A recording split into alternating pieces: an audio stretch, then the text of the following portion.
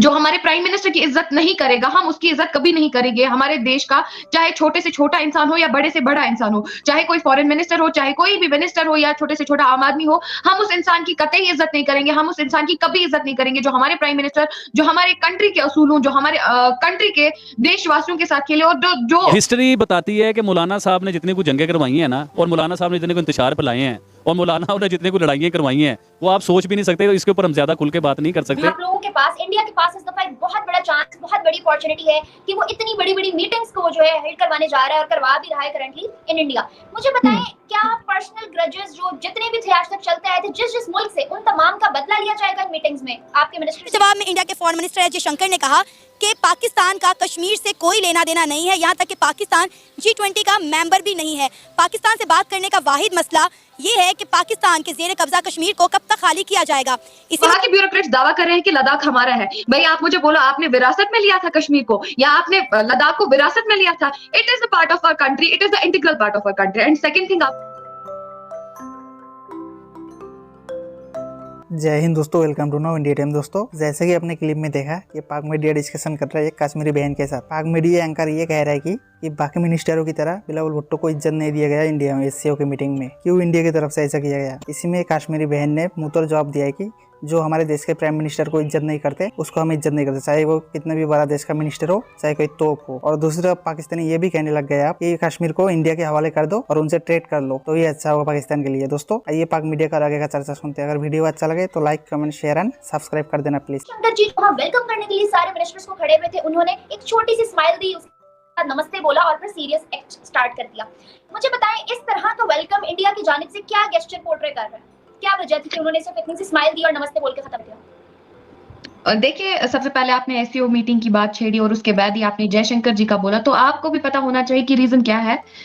जो पाकिस्तान इस टाइम पे अगर देखा जाए कि पाकिस्तान ये दावा करता है कि हम फ्रेंडली रिलेशंस इंडिया के साथ बढ़ाना चाहते हैं, लेकिन वही दूसरी तरफ से बात करें, हमें हमारे सीमाओं पे जो हमारे जवान शहीद हो रहे हैं, जो लगातार पाकिस्तान के लश्कर तैयबा से ताल्लुक रखने वाले जितने भी टेररिस्ट हैं, आप देख सकते हो बारामूला में भी तसादुम चल रहा है जो कि हमारे कश्मीर का एक पार्ट है।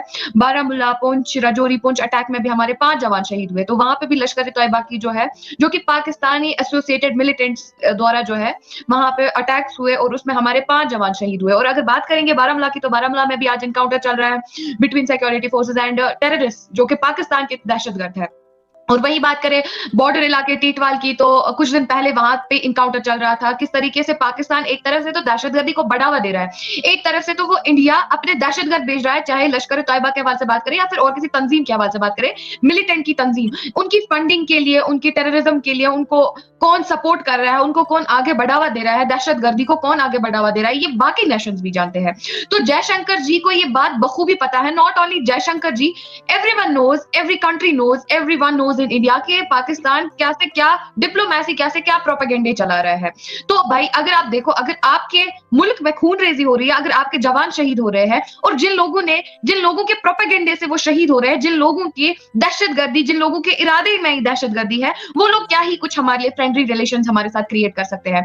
तो आई थिंक डॉक्टर जयशंकर जी, आपने देखा भी होगा कि वाहिद 2 कंट्रीज के फॉरेन मिनिस्टर्स थे जिनके साथ उनका कुछ रवैया, वैसे तो उन्होंने ठीक से ही रिएक्ट किया जैसे उनको करना चाहिए। I really appreciate them, because अगर शायद मैं होती, हर एक इंडियन के दिल में एक खून खोलता है जब भी हमारे भारत के जितने भी हमारे सोल्जर्स हैं कि किस तरीके से वो हमारी हिफाजत करते हैं और अपनी जानें निछावर करते हैं अपने वतन के लिए। तो उनमें भी वही एक गुस्सा होगा कि एक तरफ से तो यार ये सीमाओं पे टेररिस्ट फेंक रहे, एक तरफ से तो सीमाओं पे यार ये दहशतगर्दी फैला रहे, तो दूसरी किस्म से बोल रहे हैं कि हम फ्रेंडली रिलेशंस बरकरार कर रहे हैं। और सेकंड थिंग, आपने देखा भी होगा कि आपने पिछला यूएन का इंटरव्यू आपने देखा होगा बिलावल भुट्टो का, किस तरीके से उन्होंने हमारे प्राइम मिनिस्टर श्री नरेंद्र मोदी जी की वहां पे एक तरफ से इंसल्ट की थी, उन्होंने उनको बुचर कह के पुकारा था। तो आई थिंक जो हमारे प्राइम मिनिस्टर की इज्जत नहीं करेगा, हम उसकी इज्जत कभी नहीं करेंगे। हमारे देश का चाहे छोटे से छोटा इंसान हो या बड़े से बड़ा इंसान हो, चाहे कोई फॉरेन मिनिस्टर हो, चाहे कोई भी मिनिस्टर हो या छोटे से छोटा आम आदमी हो, हम उस इंसान की कतई इज्जत नहीं करेंगे, हम उस इंसान की कभी इज्जत नहीं करेंगे जो हमारे प्राइम मिनिस्टर, जो हमारे कंट्री के असूलों, जो हमारे कंट्री के देशवासियों के साथ खेले और जो मुल्क दहशतगर्दी को बढ़ावा दे, हम उसके साथ कैसे ही क्या अच्छा रवैया दिखाएं। अभी आप लोगों के पास, इंडिया के पास इस दफा एक बहुत बड़ा चांस, बहुत बड़ी अपॉर्चुनिटी है कि वो इतनी बड़ी बड़ी मीटिंग्स को जो है हेल्ड करवाने जा रहा है और करवा भी रहा है करंटली इन इंडिया। मुझे बताएं क्या पर्सनल ग्रजेस जो जितने भी थे आज तक चलते आए थे जिस जिस मुल्क से, उन तमाम का बदला लिया जाएगा इन मीटिंग्स में आपके मिनिस्टर्स की जानिब से? देखिए बदला तो नहीं लिया जाएगा, इवन बदला किसी भी चीज से। ऐसे गेस्टर्स इसी तरह की कोई चीज पोर्ट्रे करेंगे ऑडियंस के माइंड में?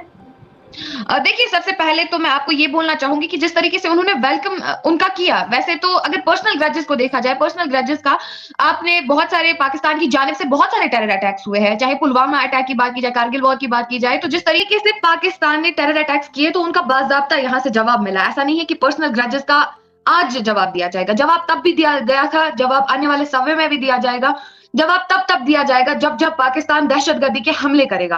लेकिन सवाल यहाँ पे ये है, फायदा उन्होंने चाइना को भी बहुत कोल्ड वेलकम किया है। चाइना ने तो हमले नहीं किए, चाइना के साथ तो और कुछ देखिए चाइना ने हमले नहीं किए, लेकिन चाइना ने दहशतगर्द मुल्क पाकिस्तान का भरपूर सपोर्ट किया है। आप भी जानते हैं कि किस तरीके से, किस प्रकार से चाइना जो है लद्दाख के मसले को कुरेद रहा है, वो वहां पे दावा कर रहे हैं। आपके गांव ये ब्यूरोक्रेट्स वहां से दावा कर रहे हैं कि कश्मीर हमारा है, तो वहां के ब्यूरोक्रेट्स दावा कर रहे हैं कि लद्दाख हमारा है। भाई आप मुझे बोलो, आपने विरासत में लिया था कश्मीर को या आपने लद्दाख को विरासत में लिया था? It is a part of our country, it is the integral part of our country. And second thing, आप बोल रहे हो कि पर्सनल ग्रजेस को रखा जाएगा, तो आपने देखा भी होगा कि किस तरीके से एससीओ मीटिंग में भरपूर जो है फैक्ट्स पे बात की गई। वहां पे हमारे जयशंकर जी ने क्लियरली बोला, क्योंकि एससीओ मीटिंग एक अमन सुकून के लिए थी। भाई जब अमन सुकून आप कायम करना ही नहीं चाहते हो, जब यार आप फिर वो देखें कहाँ जा रहे हैं, इंडिया चाइना एशिया की सबसे दो बड़ी इकोनॉमी हैं, ठीक है, ऐसे ही हैं।